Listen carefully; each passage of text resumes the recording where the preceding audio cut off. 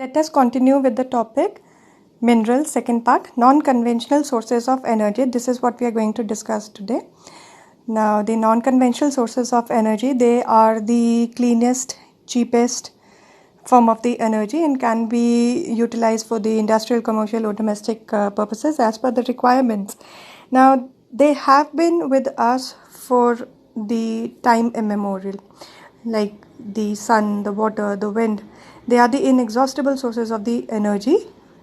Now, we have also learned to harness this form of energy and to generate the electricity which is required to run down all the equipments, regardless whether it is the industrial or the domestic one. Now, these sources, they are known as the non-conventional or the alternative sources of energy. The need of the hour is to focus away from the fossil fuels and to look over the development of the non-conventional sources of the energy, because these sources, they have the certain number of the advantages as well. Now, what are the advantages? The advantages, it includes that these are the renewable sources of the energy. So, absolutely no fear of getting exhausted or depleted. Now, these are environmental friendly. Now, none of the waste or pollution, it is not caused because of it. And they can be tapped at the large scale at one place of time. In the small amount, it can be collected and then it can be utilized for the further requirement as it is there. Then it is cost effective. Only the installation process, it might be a little expensive one, but overall when we look at the benefit, then it comes down to be very cost effective. Now, ours is the tropical country, so the sun, water, wind, it is tremendously found over here, and we can use these sources of the energy to its full potential. Then the Ministry of the New and Renewable Energy, they have taken up several of these steps to exploit the full potential of these sources, and some of them, they have been very successful as well. The first one that we will discuss, that is the solar energy generation. The Ministry of the New and Renewable Energy has come out with the various set of the programs in the urban sector for promoting the solar and water heating systems in homes, hotels, hostels, hospitals and industry. Now, children, we know that sun is the primary source of energy on our planet. Now, it has got tremendous amount of the energy in it in the form of the solar radiation that reaches the surface of the earth. Now, when we have got so much of the energy reaching the earth's surface, then it has the vast potential of converting this energy into the electricity and then using it for the future purposes. Now, we are using it for the various purposes like solar cookers or solar water heaters, or maybe the solar lanterns. So this is what the usage is. Now, direct solar heating. Now, in this application, the sun rays, they are concentrated using the special mirrors or the reflectors to produce the heat at the high temperature. The examples we have already stated, that the solar heaters, ovens or the cookers. Now, these comprises the special design flat plate panels or the reflectors which absorb the solar energy when the sun rays fall on the panel, which is often seen at the rooftop, and the angle also is made so that the high absorption of the solar energy, it takes place. Now, these panels, they are installed facing the south, so that is the position which works more efficiently even during the winters. Now, water at the ambient temperature, it is passed through the tube which is in the panel, which rises as it gets heated and is collected in the heavy insulator collector tank. Then it is from this tank that the water is supplied to whichever room of the house it is required. Solar electricity generation using the photovoltaic cells.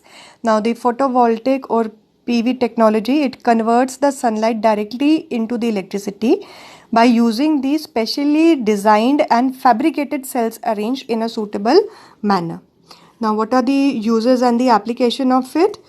Ours is the tropical country, we can utilize the solar energy to generate the electrical energy, because the solar energy that is abundantly throughout the whole year available to us. Now this is commonly achieved by making the use of the kind of the semiconductor device which is called the PVC photovoltaic cell. Now it is arranged in such a manner which is successfully used to provide these street lights even in the rural and the remote areas, then the solar lanterns for the domestic purposes, solar electrically powered TV sets, solar water pumps, solar refrigeration system, railway signaling system, and communication networks. Now nearly 10,000 solar PVC system covering the variety of the application, it has been installed in the country. Now what are the advantages of the solar energy? Like, this is the non-conventional, so it is cheap, it is environmental friendly, it is renewable, then does not cause any sort of the pollution, very little maintenance is required. Government also gives a good amount of the tax relaxation. The disadvantage being that it cannot be created during the night or when the cloud cover it is there, or the cloudy day it is there. The solar panel energy, it is maximized when the panel is directly facing the sun. So this is the major disadvantage, that the sun, it has to be there. Then the most efficient of the solar cells, they can convert just about 20% of the sun rays into electricity. Now installing the panels, it is quite expensive. All right. So these were the few of the disadvantages that is associated with the solar energy. Now coming to the next topic, wind energy generation. Now wind is the important source of the non-conventional source of energy. It is freely and readily available, and for a long time human beings, they have been utilizing the wind energy to produce mechanical energy from the windmills and use for the pumping and running of the flour mills. Now, if the generator that is attached to the shaft of a windmill, the rotation of the windmill will lead to the production of the electricity from the generator itself. Now, this electricity, it can then be utilized for the domestic and the various other purposes.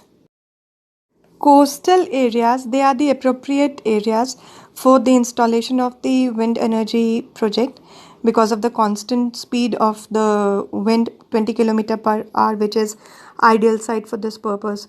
Then the first of the wind farms in India, they were established in 1986 in the coastal areas of, this order you should maintain, Tamil Nadu, Gujarat, Maharashtra and Odisha. Now what are the advantages of the wind power? That it is the clean source of the energy, and wind turbines can be placed in a wide variety of the locations like the desert and the oceans. Disadvantage include that the energy cannot be generated all of the time period, because it is to the requirement of the local wind pattern. So might be that the wind speed is not always the same. Now for this reason, areas in which wind is not very strong, it will not be benefited by the installation of the wind power facilities. Now children, we come to the topic of the biogas generation.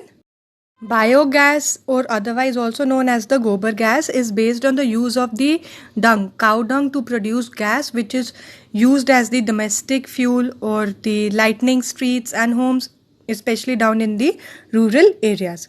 Now this technique is based on the decomposition of organic matter in the absence of the air, which can produce the gas consisting of methane and carbon dioxide, which can then be used as the source of energy. Now with the planning done, the gas can also be used to produce electricity by burning the gas as fuel, as in the thermal power plant, or the input to the small gas turbine and connecting it to the generator. Now what are the advantages of it? The advantages that it is the sustainable source of the energy, reduces down the pollution, the cost benefit, it is there because it is the cheap product, the raw material. Then it can also be used as the fertilizer. The waste that comes out of it can be used as the fertilizer, and the dependence of the fossil fuel is reduced. The disadvantages of the biofuel, it includes that the high cost of the production, it will be there because the installations, they are quite expensive to produce in the current market rate. Then the use of the fertilizers, biofuels, they are produced from the crops, and the crops needs the fertilizer to grow better. Water pollution can be caused because of it. Now this type of the installation, it requires a large area. Now the large area, it means that the agricultural land, it will go into the installation, the productivity of agriculture product, it can go down. So these were the few of the disadvantages of the biofuel. Now children, with this we come to the end of the chapter. Go through the question answers, solve the backhand exercise, and read the self-analysis question answers. Thank you children.